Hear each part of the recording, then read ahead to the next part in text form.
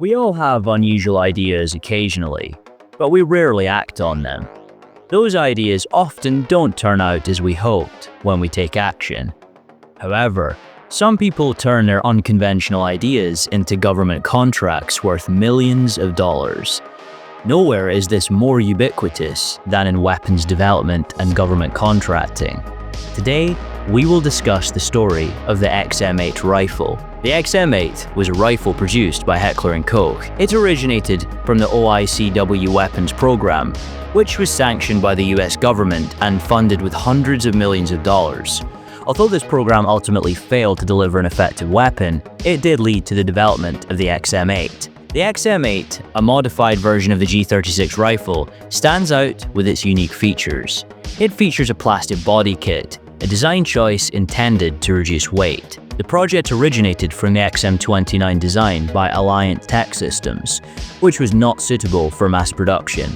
As a result, the Army split the components, leading to the creation of the XM25 grenade launcher and the XM8 rifle, each with its distinct features. The design of the XM8 was derived from a Pentagon directive to Heckler & Koch to create a weapon that resembled something from Starship Troopers. This directive embodied the US military's aspirations for futuristic weapons that could fit into a science fiction narrative. It began when Heckler & Koch delivered the first 30 XM8 prototypes for preliminary testing in November 2003. The XM8 could be used as a bipod support weapon, firing from a 100-round drum magazine. However, a significant issue with this design was that drum magazines have historically been unreliable, heavy, and cumbersome to transport, dating back to the Thompson machine gun. In autumn 2007, the military compared the XM8 to other firearms in a dust test. They based the competition on two previous tests conducted in the summers of 2006 and 2007, preceding the latest test in autumn 2007. In the summer 2007 test, M16 rifles and M4 carbines recorded a total of 307 stoppages. In the autumn 2007 test, the XM8 recorded only 127 stoppages in 60,000 total rounds, while the M4 carbine had 882. The FN SCAR had 226 stoppages, and the HK416 had 233. The difference between the XM8, HK416 and FN SCAR was not statistically significant when correcting for the less reliable Stanag magazine. However, the discrepancy of 575 stoppages between the summer and autumn 2007 tests of the M4 prompted officials to investigate possible causes for the change, including differences in officials, seasons, and an inadequate sample pool size. Nevertheless, they stated that the conditions of the test were ostensibly the same.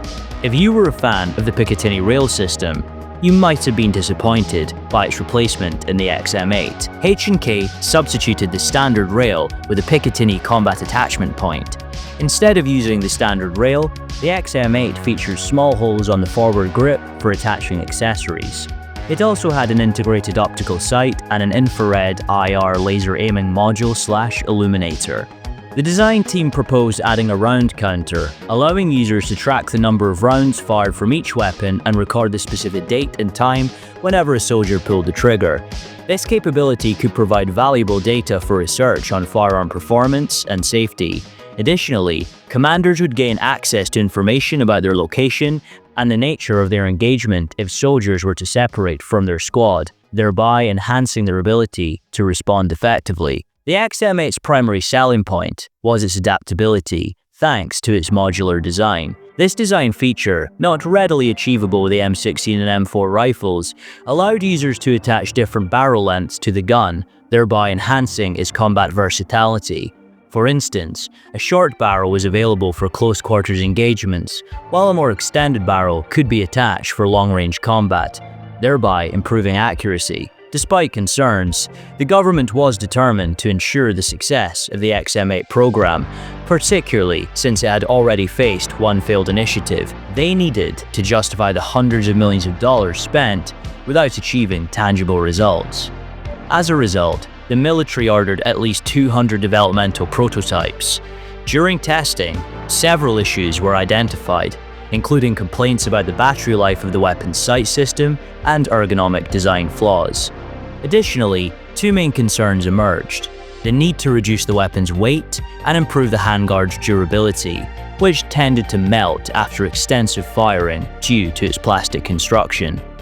After completing the main testing of the XM8 rifle, the Army sought funding for an extensive field test. However, in 2004, Congress denied a request for $26 million to fund the procurement of 7,000 rifles for a wide-scale fielding test scheduled for 2005. At that time, the gun still had unmet developmental goals, particularly in terms of weight. At the same time, H&K improved the battery life and added a more heat-resistant plastic handguard. However, the weapon's overall weight remained a concern. The earliest product brochure listed the target weight for the carbine variant at 2.6 kilograms, 5.7 pounds, but the then current prototype weighed 2.8 kilograms, 6.2 pounds. By January 2005, according to a brochure released by H&K and General Dynamics, the weight of the carbine prototype had increased to 3.4 kilograms, 7.5 pounds. During the same period, the Army faced pressure from other arms manufacturers to open the XM8 to competition. The primary argument was that the adopted weapon significantly differed from the original system, for which ATK and H&K had won the contest. Additionally, there were concerns that the Army had a legal obligation to prioritize US-based manufacturers, and a previous agreement with Colt Defense required the Army to involve Colt in specific small arms programs. As a result, the XM8 program was on hold in 2004. The exact reasons for this decision are subject to debate, but it likely involved a combination of the technical issues mentioned, funding restrictions, and external pressures. In 2005, the Army issued a formal request for proposals for the Objective Individual Combat Weapon Increment 1 family of weapons. This RFP provided manufacturers with 6 months to develop and deliver prototype weapons that met requirements similar to those of the XM8, but with the addition of squad automatic weapon configuration. No XM8 prototypes have demonstrated the capabilities of the M249, such as fast barrel replacement, a high sustained rate of fire, and belt feed. The OICW Increment 1 requirement for the SAW included the need for fast barrel replacement and a high sustained rate of fire, while leaving the choice of ammunition feed to the manufacturer. The US government approved funding for the M320 grenade launcher, a single-shot underbarrel launcher similar to the M203, initially intended for the XM8 assault rifle. Although this launcher was heavier than the M203, it offered certain advantages, such as not requiring special mounting hardware and allowing loading from the side instead of the bottom. This design enabled the use of grenades that were longer than standard. The XM320 was created for use with the existing inventory of M16S and M4S, and was also compatible with the XM8. It could also function as a standalone weapon. As of July 19, 2005, the OICW Increment 1 RFP was placed on an 8-week hold, indicating that the US government was restructuring the program as a joint procurement initiative. On the 31st of October 2005, the US military cancelled the OICW Increment 1 RFP. An article published in Jane's Defense Weekly on April 26, 2006 states, "The US Army has again delayed the procurement of its future infantry weapons, this time for more than 5 years, and is working to field 2 interim guns in the meantime." General Dynamics was involved in the later stages of the project, and Heckler & Koch planned to produce the rifle at a facility in Georgia. Initially, H&K was British-owned, but a group of German investors eventually repurchased it. Developers conducted engineering work for the gun at United States and German facilities. The US military's XM8 program nearly faced cancellation in the autumn of 2005 after being suspended earlier that year. However, the Marines' use remained limited. If the government hadn't specifically designated the program for the Marines, the XM8 system might have encountered competition from other weapons, such as the FN SCAR, Bushmaster ACR, and HK416. The XM8 was later modified and submitted as a contender in the SCAR competition, but was unsuccessful. Ultimately, the US government cancelled the program. Although the XM8 performed reliably, it did not offer anything innovative, as it was modified from a rifle already in production. H&K discontinued the XM8 in 2007. However, despite its cancellation, the Malaysian Pascal Armed Forces unit of the Royal Malaysian Navy chose to adopt the XM8 in limited numbers, though it has not seen any combat use. Despite its limited real-life applications, the XM8 is well known primarily due to discussions on the internet and its depiction in films, although the latter is to a lesser extent. It has gained notoriety mainly through video games.